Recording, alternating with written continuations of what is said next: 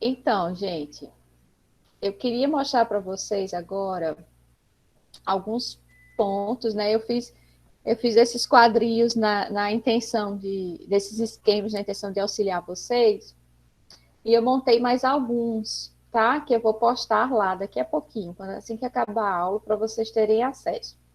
Nós falamos sobre os objetivos, né? Ao longo da semana a gente falou sobre o tema, sobre os objetivos, sobre a metodologia, justificativa, sobre a pergunta, né? A questão problema e tal. Mas aí a Luana pediu lá no grupo e aqui também no início da aula para a gente falar um pouquinho sobre as hipóteses, porque é um outro item do quadro. E eu confesso a vocês que eu não me recordo se a gente abordou, assim, durante a aula a fundo o que seria a hipótese. Então eu trouxe um quadrinho aqui para vocês pensarem, tá? Quando forem colocar as hipóteses.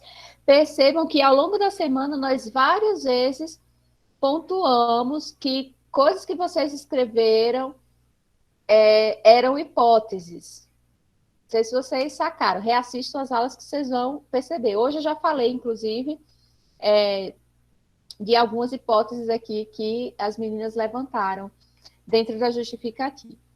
Então, hipótese é uma suposição que você vai fazer acerca do seu tema, tá? Acerca do tema da sua pesquisa.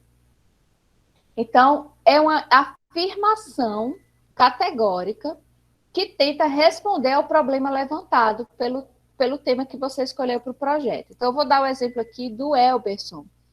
O Elberson, o tema dele é o ensino modular, né? O ensino modular, o ensino de ciências no formato modular. E ele tem uma hipótese. Na verdade, ele quer investigar qual é a percepção dos pais, né, e dos professores acerca desse ensino modular. Mas ele tem uma hipótese já. Ele já tem a hipótese da divergência. Ele tem a hipótese de que pessoas vão gostar do ensino modular e pessoas não vão gostar do ensino modular. Ele tem uma hipótese. Ele está afirmando que existe divergências de pensamentos acerca do ensino modular. Tá? O que é que ele vai fazer com essa hipótese? Ele vai fazer a pesquisa, tá? Ele vai fazer a pesquisa, vai fazer as entrevistas, vai analisar os dados e aí ele vai chegar a uma conclusão. Ele vai confirmar se essa hipótese é verdadeira ou não. Será que existe realmente uma divergência de pensamentos? A partir da pesquisa, ele vai dizer, realmente existe uma divergência de pensamentos. Ou ele vai dizer, não, todos pensam da mesma forma, tá? Então, a hipótese é isso. Você vai fazer uma afirmação na tentativa de responder ao problema que você levantou, né, a sua pergunta-problema. E, a partir da sua pesquisa, você vai confirmar se essa sua hipótese procede ou não. Então, quando vocês forem escrever a hipótese, levem em consideração o que está aqui, ó, no quadrinho azul, tá? As hipóteses, elas deverão ser objetivas, claras, consistentes, e elas têm que ser possíveis de serem testadas. Né? Não adianta você criar uma hipótese lá de que eu acho que a Terra é plana. Como é que você vai provar? Né? Então, você vai ter que pesquisar e provar. Será que a gente consegue provar que a Terra é plana? Né? Então, vamos pensar numa hipótese que seja possível de você testar. E a gente deve evitar hipóteses óbvias ou hipóteses que não vão contribuir para o estudo, tá? E eu deixei aqui um questionamento no final, né? Toda pesquisa deve ter uma hipótese? A resposta é que não, tá? Nem toda pesquisa precisa ter uma hipótese, porque existem algumas pesquisas que são apenas exploratórias. Lembra do que é pesquisa exploratória? A gente vai só fazer um levantamento, um aprofundamento do tema. Então, isso significa que essa pesquisa exploratória ela vai abrir um campo, né, de conhecimento para que, posteriormente, outras pessoas, ou até você mesmo, com outras pesquisas, construam hipóteses, tá? Então, assim, a maioria das pesquisas de vocês, elas vão se encaixar, elas também serão, não deixam de ser exploratórias, no sentido de que a gente vai explorar e se aprofundar, conhecer melhor os temas levantados, porém, muitas pesquisas de vocês, elas serão descritivas, né? Vocês vão descrever, analisar o objeto de estudo, e algumas vão até mais adiante, né? Serão pesquisas explicativas. Então, pensem, tá? Pensem nas hipóteses, ok? Pensem nas hipóteses e escrevam lá na parte apropriada do quadro, tá? Deu para entender, Luana, mais ou menos? O que é a hipótese? Deu, professor, agora sim. Tá de boa. Beleza. Aí tem um outro ponto que eu não me recordo se tem no quadro de vocês. Naquele quadro que vocês devem preencher. Se tiver, ótimo. Se não tiver, ótimo também, porque isso aqui já fica para a posteridade, né? Porque vocês vão escrever e todo trabalho, seja um projeto, seja o TCC, seja um artigo, qualquer coisa que você vai escrever, precisa ter o que no final? A bibliografia, as referências bibliográficas. Então, o que é a bibliografia de um projeto de pesquisa? O que é a bibliografia de um TCC? Tá? A bibliografia ela vai apresentar o conjunto de indicações bibliográficas que foram consultadas e que foram usadas para você desenvolver o seu estudo. Então, existem as referências bibliográficas, que são aquelas bibliografias que vêm no corpo do texto. Vocês já leram trabalhos, né? E aí, lá no trabalho, no meio do trabalho, vem, entre parênteses, uma situação, uma citação, aliás, né? E aí vem lá, sei lá, Costa 2012, por exemplo, né? Então, o que está no corpo do nosso texto tem que aparecer lá na referência ou na bibliografia. Existem ainda as bibliografias que são apenas consultadas. São livros, artigos, textos, áudios, vídeos, lives, que você assistiu, que você leu, que você consultou para fazer a sua pesquisa, mas você não citou no corpo do texto. Mas elas foram importantes, elas foram fundamentais para a sua escrita, para o desenvolvimento da sua pesquisa. Aí elas também precisam aparecer lá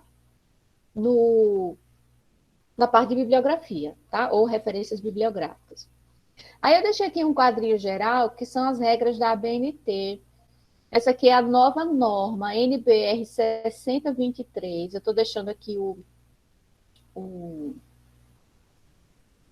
código, né, da norma da ABNT, que ela especifica como deve ser feitas as citações bibliográficas. E aqui são as 7 regras gerais, tá? Então, quando a gente vai escrever uma referência bibliográfica, o alinhamento do texto tem que ser à esquerda. A fonte, sempre ou Times New Roman ou Arial, para ser igual ao texto. Se no texto você usou a fonte Arial, as referências vão estar na fonte Arial. Se você usou no texto Times, nas referências tem que ser Times. O tamanho dessa fonte, tamanho 12. As referências, elas são ordenadas alfabeticamente, tá? Não é na ordem que elas aparecem no texto, mas é na ordem alfabética. E elas não devem ser numeradas, né?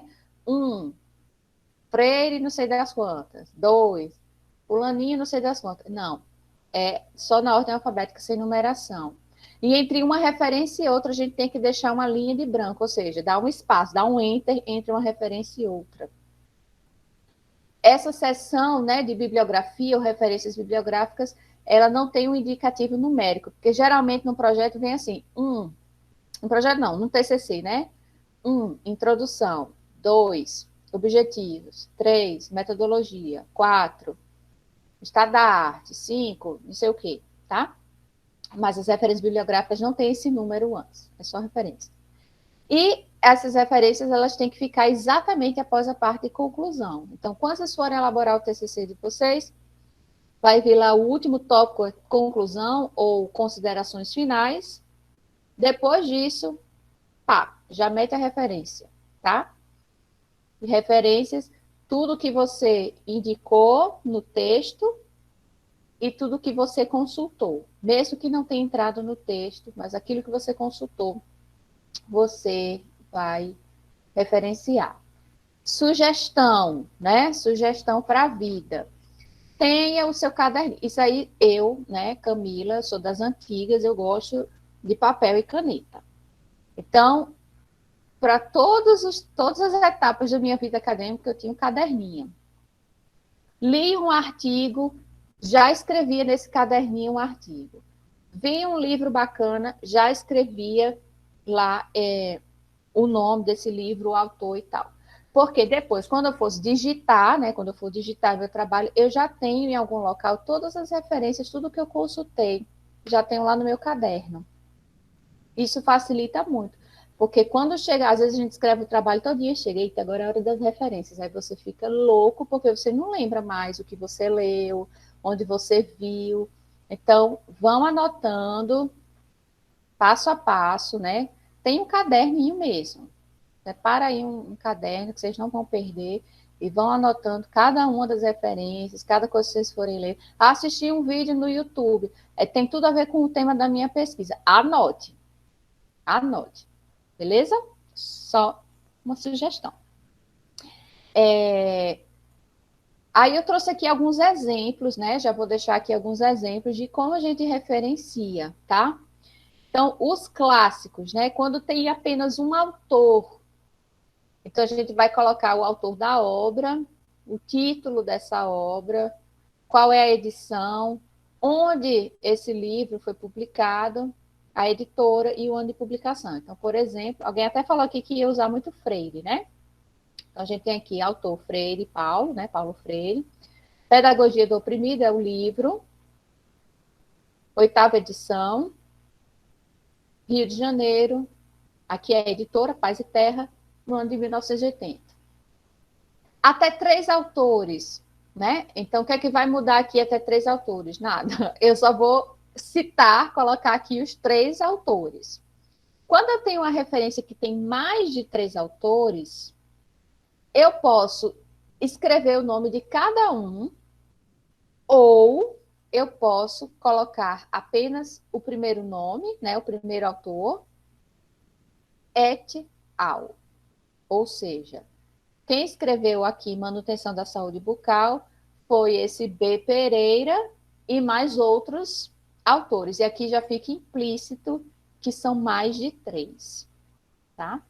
Dependendo da quantidade, fica até mais, como é que eu posso dizer, melhor e mais bonito escrever aqui o et al, né? Eu estou me lembrando da minha tese de doutorado, teve um livro que eu citei, mas esse livro não era um livro, não, acho que era um negócio, um guia técnico, alguma coisa assim. Ele foi escrito por 24 pessoas. Aí você imagine eu citar os 20, escrever os 24 autores, né? Vai ficar uma referência desse tamanho. Então, a gente lança a mão nesses casos desse et al. Aqui, tá? Referências bibliográficas de sites. A nova versão da ABNT, ela hoje permite que você cite, né, sites, vídeos do YouTube. Então, nesses casos, quando a gente vai citar alguma coisa que a gente viu em um site, nós vamos colocar, por exemplo, o título aqui nesse exemplo, né? São Paulo detecta primeiro caso de variante de Manaus em paciente que não esteve no Amazonas. A gente cita o nome lá do texto, do artigo, enfim, da notícia. Aqui, nesse caso, é o nome do portal onde eu encontrei, que foi o Estadão, a cidade, São Paulo, a data em que essa notícia foi publicada, 13 de fevereiro de 2021. E aí você sempre tem que colocar isso aqui, ó. Disponível em, e vai fazer o Ctrl+C, Ctrl+V do link lá do site. E depois, acesso em, e você vai colocar a data em que você acessou essa matéria, tá? Essas informações, disponível em, e o link do site. E o acesso, elas têm que vir. Outro exemplo aqui, não é? É um texto desse Braga Lucas, Lucas Braga. Disney Plus atinge 95 milhões de clientes e chega mais perto da Netflix. Eu li isso aonde? Nessa página aqui, Tecnoblog. Não tinha data. Eu só sei que foi no ano 2021. Onde é que está disponível essa notícia? Está disponível aqui nesse link e o acesso foi feito em 13 de fevereiro de 2021. Ok? Então, sempre que vocês consultarem alguma coisa em site, notícia, texto, não interessa. Faz a referência, coloca o site, o link e a data que você fez essa leitura. Se for um livro eletrônico ou um livro em PDF, né? Tem muito também. Então, você vai escrever o autor, aqui nesse caso é Charles Darwin. Aí o nome aqui, que eu não vou ler, que está todo em inglês, né, minha gente? Não vamos testar minha pronúncia aqui. Escrevi o nome do livro. Olha, esse livro foi publicado em Londres pela editora John Murray em 1913. Só que eu não li a versão impressa, óbvio. Eu li a versão que estava lá disponível na internet. É um e-book. Onde é que esse e-book está disponível? Ele está disponível nesse site aqui. E eu acessei em 14 de fevereiro de 2021. Tá? Então, tudo que você vê na internet, você vai precisar colocar o site e a data. Último exemplo, referências de artigos científicos, tá? Muitas vezes a gente é muito comum, né, principalmente quando a gente está fazendo TCC, nós lermos artigos publicados em revistas, tá? Então, o artigo, a gente vai citar os autores, o título do artigo e a revista, né, onde ele foi publicado. Nesse caso, esse artigo aqui foi publicado na revista Escola de Minas. Qual é a cidade dessa revista? Ouro Preto, Minas Gerais. Qual é o volume? 55. O número dessa revista.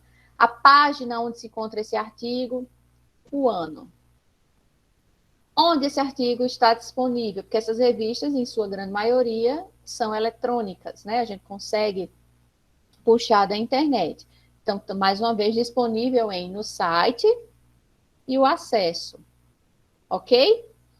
Então, aqui esses exemplos é só para vocês irem se familiarizando. Existem outras regras, eu não vou entrar muito nesse mérito, porque quando vocês forem colocar a mão na massa, aí junto com o orientador e tudo, vocês irão corrigindo essas questões. Mas já fica aqui um panorama geral, que eu acho que vai ajudar um pouco vocês acerca da bibliografia, tá? Alguma dúvida? Gostaram do esqueminha? Bom, qualquer dúvida, nos procurem, tá? Manda mensagem que a gente vai se ajustando aí. Uma boa noite, excelente final de semana. Descansem e trabalhem também, né? Não deixem para a última hora, que vocês têm muita coisa aí para fazer nesses dias. Tchau, gente. Boa noite.